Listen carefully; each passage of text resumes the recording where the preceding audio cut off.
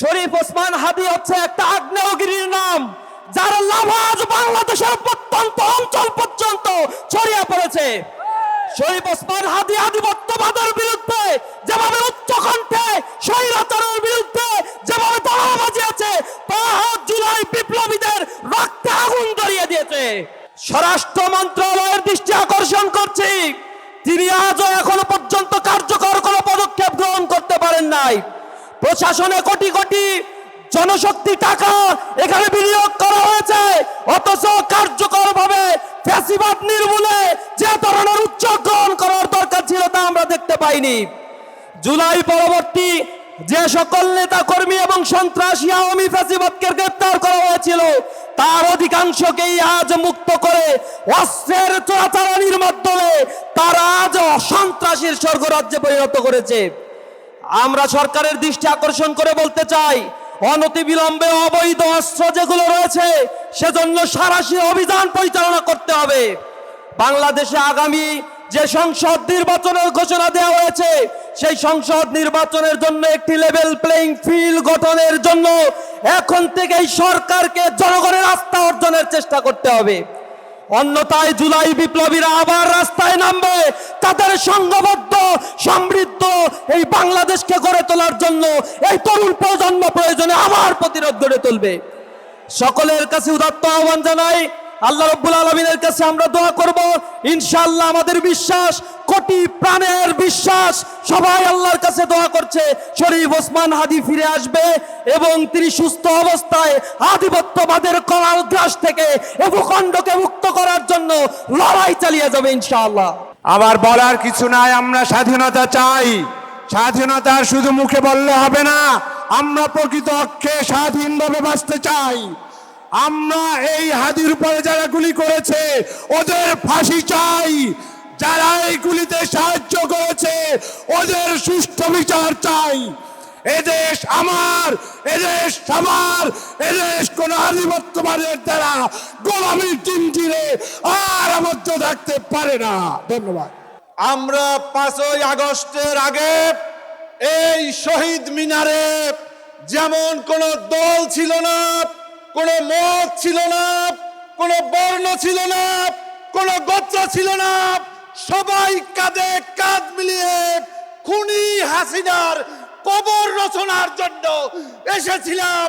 ঠিক আজকে আবার এসেছি বাংলাদেশ থেকে ফ্যাসিবাদ এবং ফ্যাসিবাদের দোসরদের কবর রচনা করার জন্য। কথাবার্তা পরিষ্কার।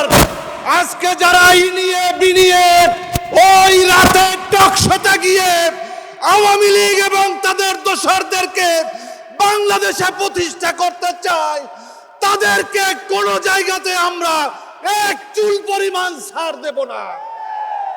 ডক্টর মোহাম্মদ ইউনূস, আপনার ওই চেয়ারটা রক্তে রঞ্জিত। প্রধান নির্বাচন কমিশনার, আপনি কোন দলের দিকে বিশেষভাবে তাকানোর চেষ্টা করবেন না। আজকে বলেছেন যে এই ওসমান হাদির উপরে গুলি বর্ষণ নাকি বিচ্ছিন্ন ঘটনা। আপনি এরপরে আরো 10 জন প্রার্থীকে হত্যা করা হলেও বলবেন বিচ্ছিন্ন ঘটনা। আপনার কাছ থেকে এরকম দায়িত্বহীন বক্তব্য আমরা প্রত্যাশা করি না। আমিও একজন মজলুম মানুষ। আমার উপরে শাপলা চত্বরে যুবলীগের সন্ত্রাসীরা হামলা করেছিল। এই শীতের সময়ে রাতের বেলায় ঘুমাতে পারি না, বিছানের প্রত্যেকটা অঙ্গ প্রত্যঙ্গ জ্বালা যন্ত্রণা করে। বন্ধুরা আমার, আজকে সেই ওসমান হাদিকে আজকে মৃত্যু সজ্জায় যারা পাঠিয়েছে, আজকে কসম করুন আল্লাহকে সাক্ষী করে, আগামী দিনের বাংলাদেশ গঠিত হবে চাঁদাবাজ মুক্ত। আগামীর বাংলাদেশ গঠন হবে দখলবাজ মুক্ত। আগামীর বাংলাদেশ হবে ফ্যাসিবাদ মুক্ত। সবাইকে ধন্যবাদ। বাংলাদেশ জিন্দাবাদ, বাংলাদেশ লেবার পার্টি জিন্দাবাদ। ফ্যাসিবাদ মুক্ত বাংলাদেশ গর্ব ইনশাআল্লাহ।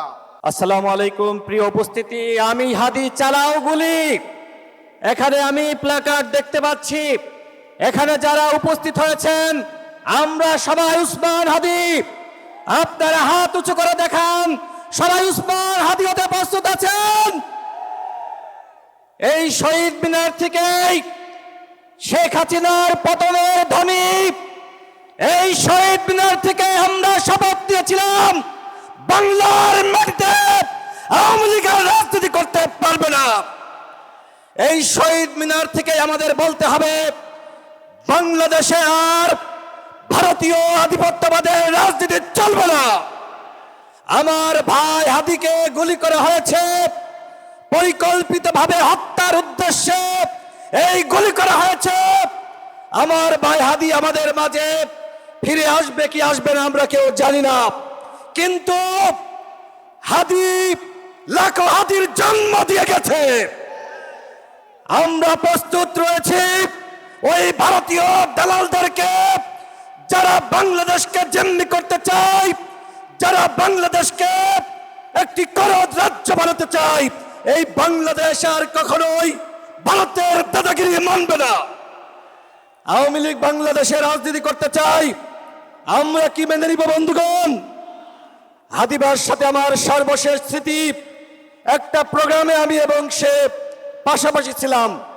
আমি তাকে বলেছিলাম আওয়ামী লীগ এখন স্বপ্ন দেখছে স্বতন্ত্র লীগ রূপে ফিরে আসতে চাই।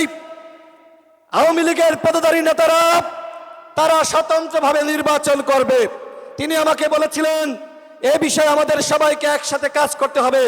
বন্ধুগণ, বাংলাদেশে আওয়ামী লীগ রাজনীতি করুক, অন্তর্বর্তীকালীন সরকার তাদেরকে সুযোগ দিক, নির্বাচন কমিশন তাদেরকে সুযোগ দিক। আপনারা কি মানবেন? এই বাংলার মাটিতে আওয়ামী লীগের রাজনীতি আর চলবে না। আগামী নির্বাচনে আওয়ামী লীগ অংশ নিতে পারবে না। আমি সর্বশেষ বলতে চাই, আজকে উসমান হাদিকে যেভাবে রক্তাক্ত করা হয়েছে, হত্যার উদ্দেশ্যে গুলি চালানো হয়েছে, আমরা দেখছি ফেসবুকে বিভিন্ন হিট লিস্ট ঘুরে বেড়াচ্ছে, আমাদেরকে নাকি টার্গেট করা হয়েছে। আমরা কি ভয় পাই? রাজপথে আন্দোলন শুরু করতে হবে ওই আওয়ামী লীগের প্রেতাত্মাদের বিরুদ্ধে। আজকে সারা বাংলাদেশে দেখছি বিভিন্ন জায়গায় আওয়ামী লীগের জয়গান গাওয়ার জন্য টেলিভিশন টকশোতে ঝটিকা মিছিল।